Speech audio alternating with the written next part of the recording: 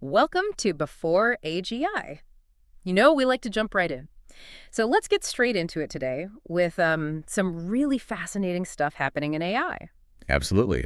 Really interesting developments. We always like to start with some source material, and you sent over some interesting stuff this time, a TikTok video that's gotten a lot of buzz about GPT 4.5 passing an advanced Turing test. And of course, that sparked a very lively Reddit thread.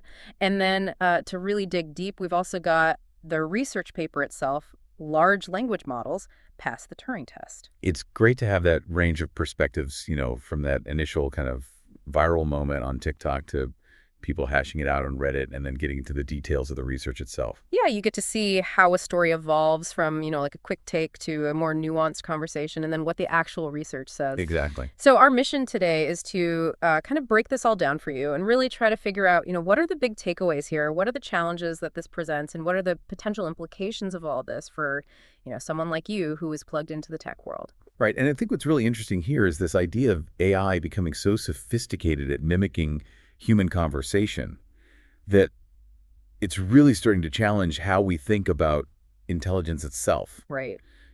Are we at a point where those traditional benchmarks like the Turing test are maybe needing a rethink? Absolutely. So let's actually just start there for a little context for anyone who might not be totally familiar with the Turing test. What is it at its core? Well, the Turing test was actually first proposed by Alan Turing way back in 1950, and he called it the Imitation Game. Okay. And the basic setup is you've got an interrogator who's communicating via text with two other participants. Okay. One is a human and the other is a machine, and the interrogator's job is to figure out which is which. Oh, wow. So it's like a guessing game. It is a guessing game, and both the human and the machine are trying their best to convince the interrogator that they are the human.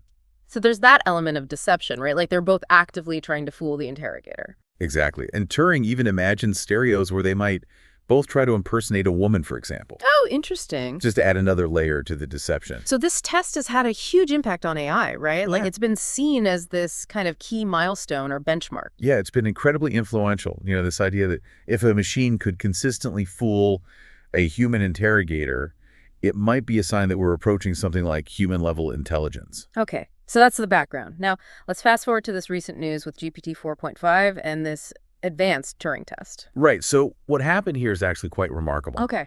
In this study. And it's important to note that they used a three-party setup, which is much closer to Turing's original idea than a lot of past experiments. Okay. GPT 4.5, when it was prompted to adopt a human-like persona, was judged as human by the evaluators 73% of the time. Whoa, 73%. Yeah, it's a pretty striking number. And I remember in that TikTok video, they even said that it actually outperformed some of the human participants who were also trying to deceive the judges. That's right, they did. Which is like, wow, that's a pretty big statement about how convincing this AI can be. It is, and the research paper really backs that up.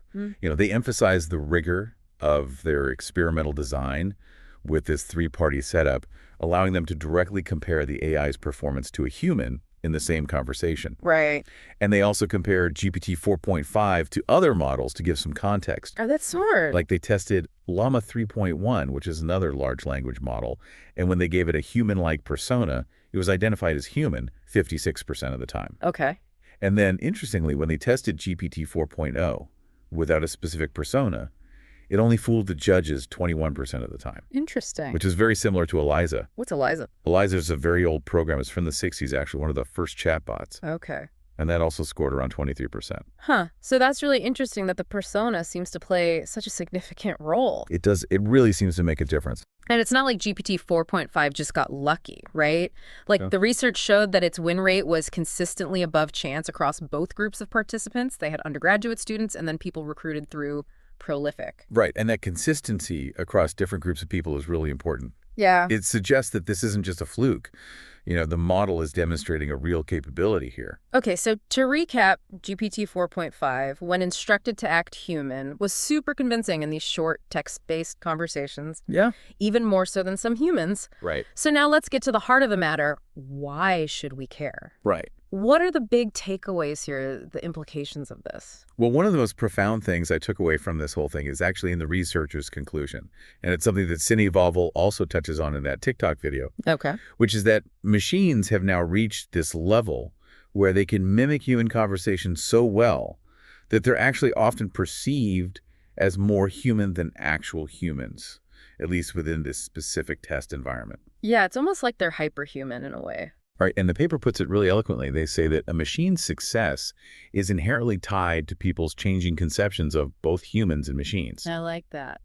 And as AI that can imitate us becomes even more advanced and more available, what really distinguishes us from these technologies is going to become even more important. That's a really interesting point because it makes you think about what is it that actually makes us human? Right. Is it just our ability to hold a conversation, or is there something more to it? Yeah. And on a more practical level, there are some pretty big potential societal and economic shifts that could happen because of this.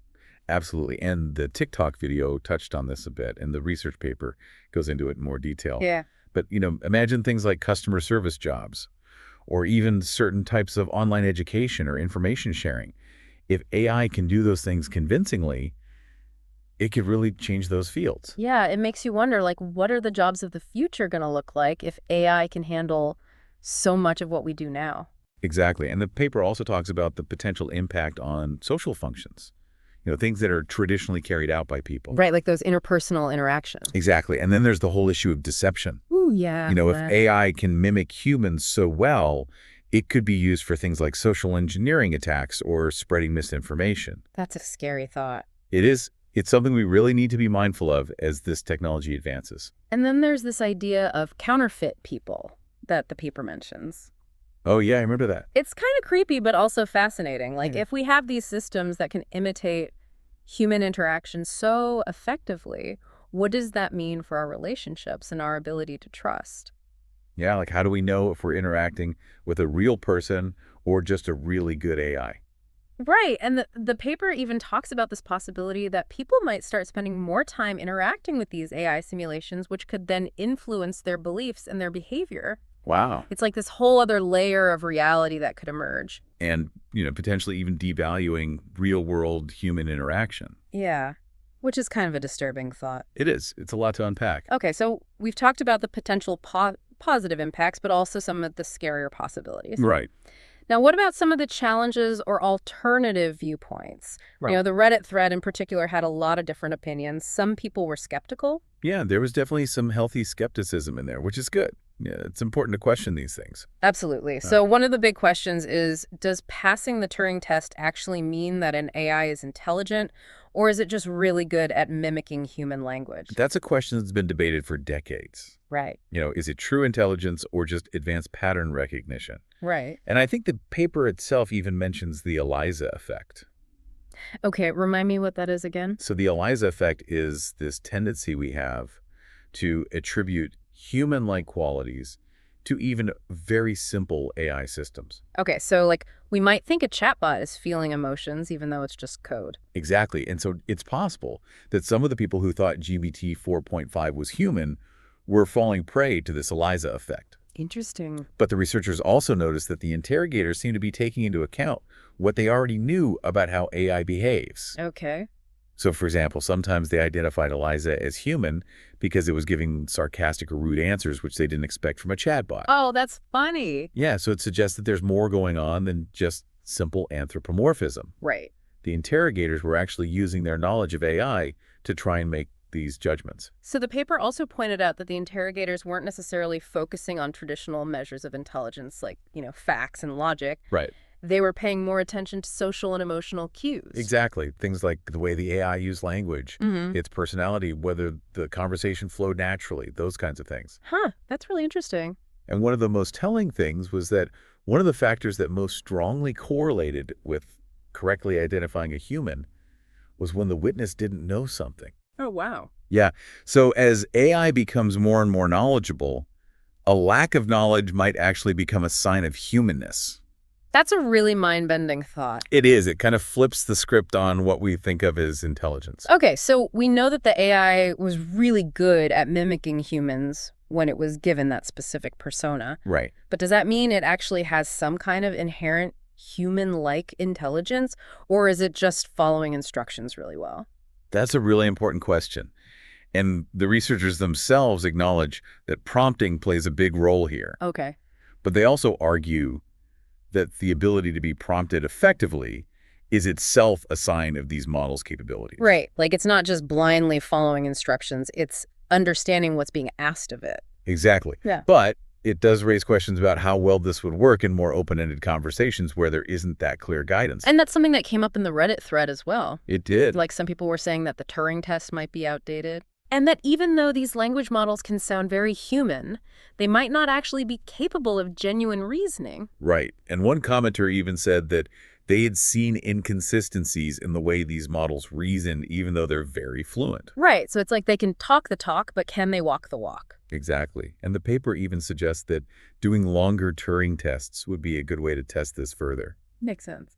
Can the AI maintain that convincing persona over a longer period of time? Right, because in a short conversation, it might be easier to fool someone. Yeah, exactly. And there was another really interesting point in the Reddit thread. Someone talked about an experiment they did using GPT and Gemini Oh, yeah, I remember that one. to generate comments online that would get a lot of likes. Right, and it really highlighted the potential for these models to be used to create content that's engaging but also potentially inauthentic. Yeah, and that raises a lot of questions about trust and authenticity online. It does. How do we know what's real and what's not when AI can create such convincing content? It's like the whole online landscape could become even more blurry.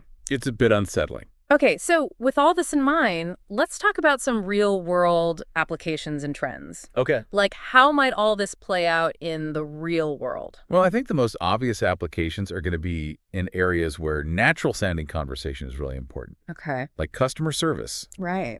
Imagine chatbots that can handle more complex queries and sound more empathetic. Yeah, that would be a game changer for a lot of companies. And then there's virtual assistants. Right. Like imagine having a virtual assistant that can have a real back-and-forth conversation with you, not just respond to simple commands. That would be amazing.